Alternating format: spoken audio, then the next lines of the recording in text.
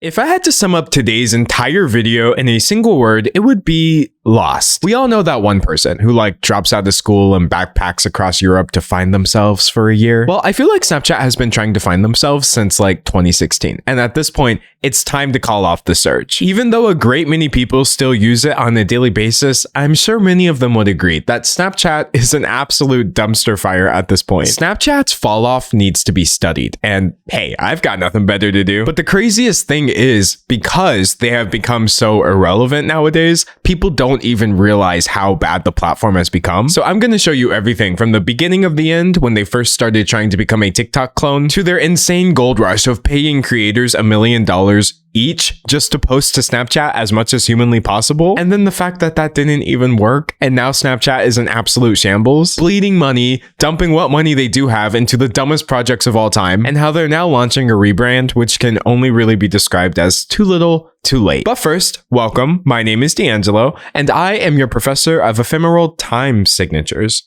which is a very real degree that I definitely do have. Or maybe this is just me broadcasting myself talking in my room like YouTube used to be. And in today's lecture, I am genuinely psyched to share this story because this is my Roman Empire. I feel like Snapchat has so much lore that no one talks about. And as you're going to see, there's a lot to talk about. Now, here on YouTube, the word downfall gets thrown around a lot. You can literally go from getting 20 million views a month to 19 million views a month, and someone will make a 45-minute video called the downfall of that one random YouTuber. But there is truly no better way to describe what has happened to Snapchat over the last few years. This chart tells such a story. Right about here is when they started their TikTokification, and right about here is when it stopped working, and every single moment after that has just been the slowest, most painful crashing and burning. See, the funny thing about Snapchat, and one thing I think may surprise a lot of you, it has actually maintained its monthly average users pretty well. So from this 2024 Pew Research report, you can see Snapchat's still up here with 27% of adults saying they use it. And I mean, this chart is kind of painful, but see the pale yellow line right here?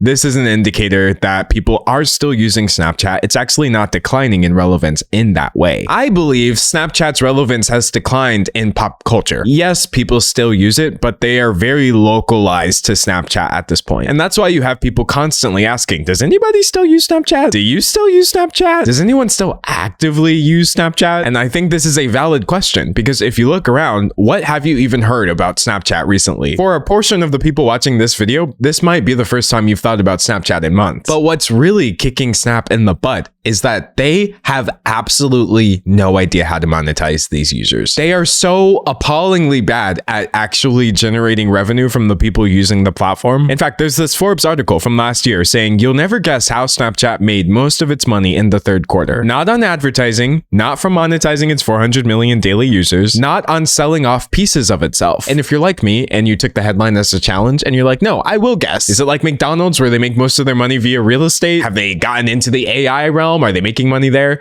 They have actually gotten into the AI realm, and it's so bad, but we'll get to that later. But no, as it turns out, the answer is far more embarrassing. Interest income. As Forbes puts it, the social media company's best money-making venture is its money earning interest in the bank. Snap didn't respond to requests for comment. Money just sitting in an account, accruing interest, is doing so at a greater rate than Snapchat actually making money on a daily basis. Snap's dollars just chilling in an account are making more than Snap's day job of being a social media giant. Honestly, this Forbes article is kind of savage. Why did they cook like this? Snap, the company best known for vanishing messages, is still making profits disappear. Snap has been profitable on a quarterly basis just once. Why did they do them like that? That's crazy. But honestly, nothing in this article can compare to the level of burn that is Snapchat just posting their own numbers on their website. Snap Inc. announces fourth quarter and full year 2023 financial results, and they're worse than ever. It doesn't say that part. That's my addition. 2023 was a pivotal year for Snap as we transformed our advertising. But yeah, shut up. You guys lost $1.3 billion.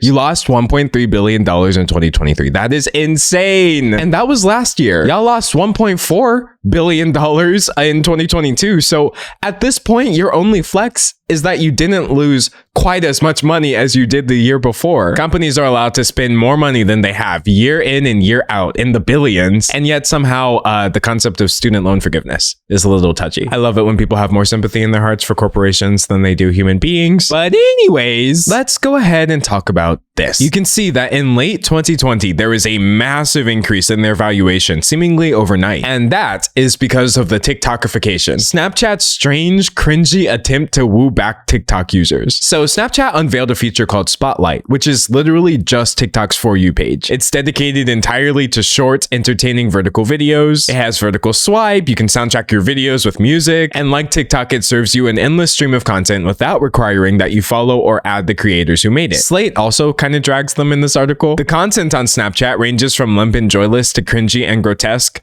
In other words, it's very bad. Snap cannot catch a break, y'all. They gotta be like the most embarrassing social media platform. But ripping off features from TikTok wasn't enough. They wanted TikTok's users. And how do you get the users of a platform to come to your platform? By getting the creators. Snapchat is paying $1 million a day to creators of popular short videos, and some are getting rich. So by early 2021, Snap had started this insane creator fund in which they maintained a $1 million daily pool, which it paid out to the creators of each day's top performing videos on its Spotlight service. Because of this, you had people becoming millionaires in literal weeks. Now look, this is speculation, but Snapchat was dramatically allegedly inflating the value of these videos. One creator snapped a quick video with his girlfriend and 2 weeks later got a notification that that video had made him $94,000. When the first check came in from Snap, I thought it was a typo, he said. This was genuinely like monopoly money. I have no idea what they thought was going to happen or how they thought this was going to pan out. If I had to guess, the idea was if you can keep the creators here, eventually the users will start making enough money. But clearly, they were not able to justify this, try as they might. So this Snapchat Spotlight fund was obviously biased towards people who were already pulling views because they had audiences. And that's why it was basically just the TikToker to Snapchat pipeline money machine. You had this one TikToker with 5 million followers make $1 million. Another TikToker with 700K made $1 million.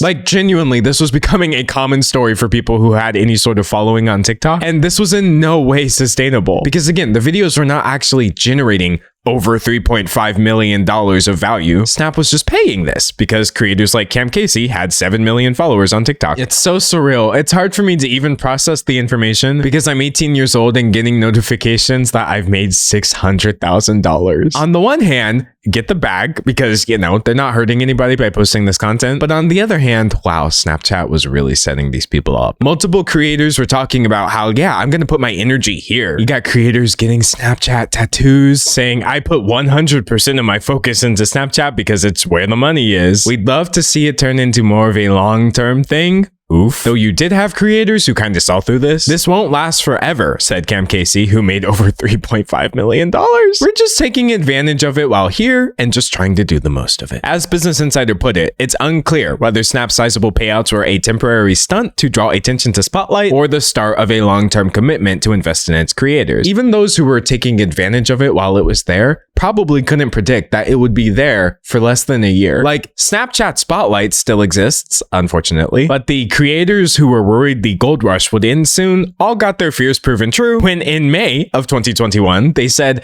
they won't pay $1 million per day to creators anymore, but they will still dish out millions per week. They switched their $1 million payout to an undisclosed sum each month. And then by 2022, Snapchat reduced the amount of money it paid to creators from its Spotlight fund again. And now instead of $1 million per day or even millions per week, they just have millions per year to offer all their creators. They added that while the overall pot is smaller, the company is paying more creators in more markets than it has in the past. That actually proves that everyone's making even less. What do you mean? But you know, switching to a more equitable payout is good, in which it's based off of revenue you're actually generating as opposed to, oh, you have 1 million followers on TikTok, please stay here, we're desperate. But as of 2024, Snapchat's revenue payouts have become so opaque, it's now actually very unclear how exactly to make money. Snapchatters have the opportunity to receive rewards if they and their Spotlight snaps meet certain eligibility criteria during the eligibility period. What a long and drawn out way to say maybe you will get paid.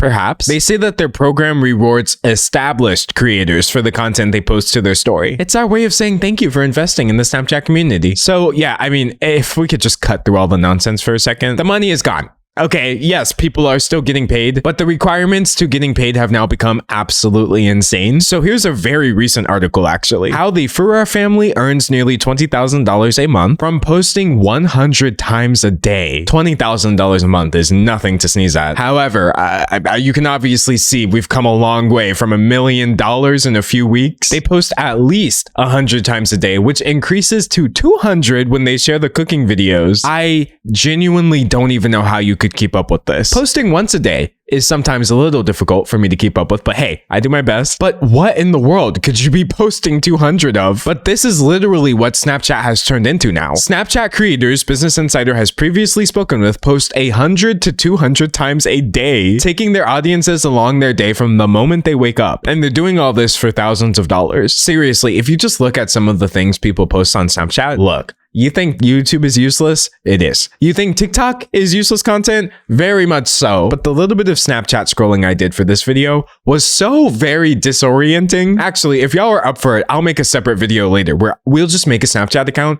go through it, and try not to get traumatized. But anyway, all of this crossed my desk because last month I saw that Snapchat is attempting a rebrand. Snapchat breaks down how new features like content analytics, data sharing, and pinning snaps will impact creator recruitment and earnings. So y'all, as of right now, they are at it again. They are once again trying to get people to come back on Snapchat. They don't seem to have fixed the you have to post hundreds of times to make money thing, but let's go ahead and take a look at some of these amazing tools they've added. Oh wow.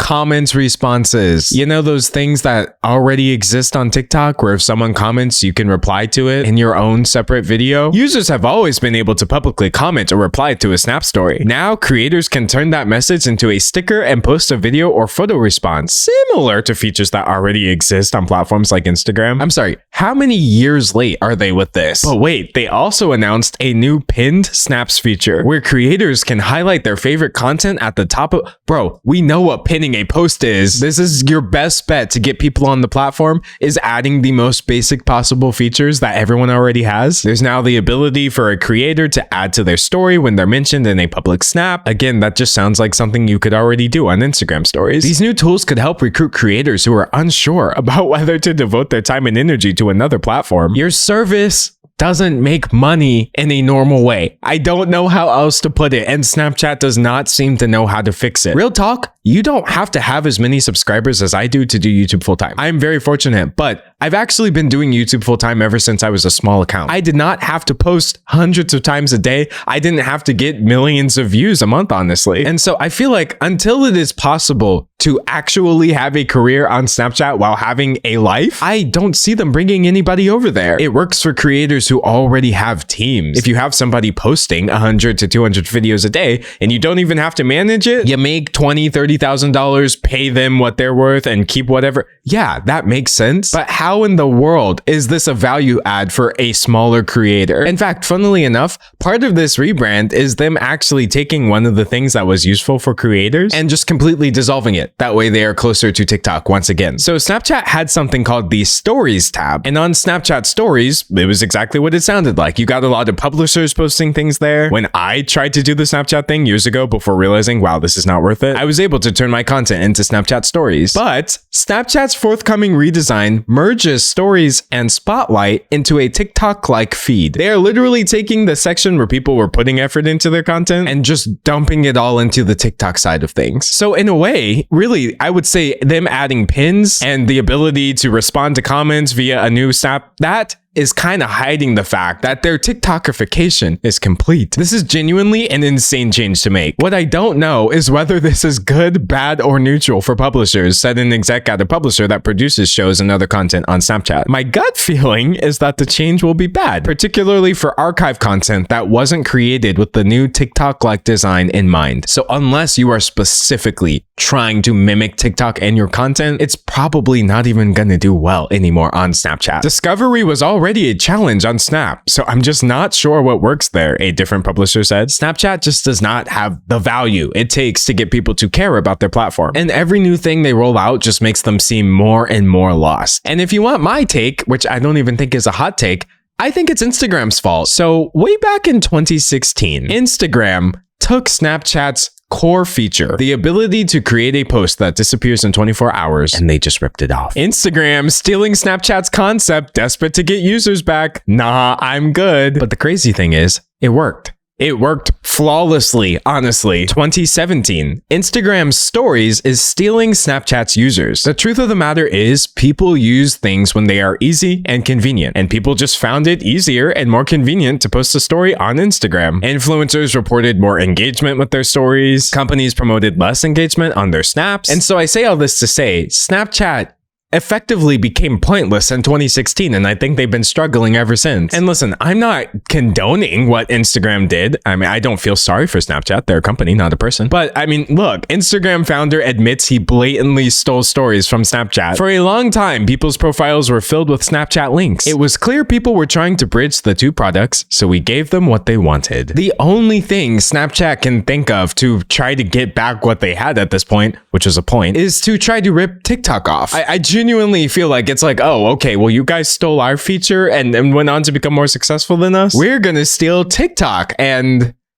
question mark? Like, where is the rest of this plan? What's gonna encourage people to stop using TikTok? Nothing they've presented is actually better than the alternative. If you look at some of the things Snapchat has been trying to get into since this, they have completely lost their identity. They're pushing Snapchat spectacles, AR glasses powered by Snap OS. Why do we need a Snap operating system? I'm sorry, we are never going to sit around wearing the ugliest 3D glasses of all time just so we can play Clash of Clans in real life. Like, what do you mean? I don't understand how companies never seem to get products like this will never take off until somebody introduces something that is easier and more convenient than a phone. This looks dumb as hell. I'm sorry. Nobody is going to want to do this. But when you've got former spectacles engineers saying the new glasses are obviously bad, I worked on these for about a year at Snap, and I have a million negative things to say about the experience and the device, but I think the product speaks for itself and is obviously bad. It's really a disaster, as he puts it. And I mean, again, God, why do they look like that? Anyway, if the specs aren't to your liking, we've got Snapchat's AI chatbot, which is already raising alarms among teens and parents. And I mean, generative AI, that's exactly what I was thinking Snapchat needed to really bounce back, right? Hi, Samantha, I'm your new AI chatbot. But they Snapchatified it because the chats disappear 24 hours after viewing. See? It's so stupid. It's so stupid.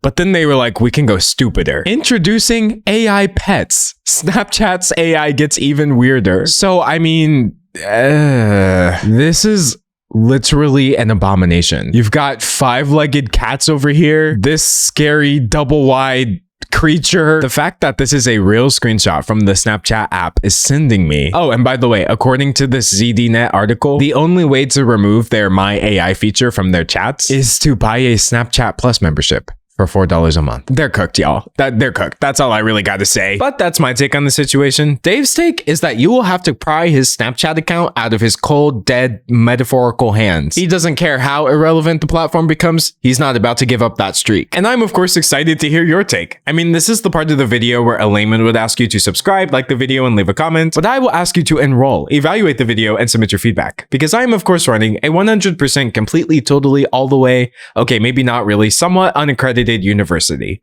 Probably. Just ask anybody in the student body and they'll confirm it for you. We're totally legit. And as for me, whether you'll see me in 24 hours or 24 months is honestly anyone's guess, but until then, thanks for watching. Your homework for today is to come up with a new business strategy for Snap. I genuinely feel like just the average person could do better than ripping off pins in 2024.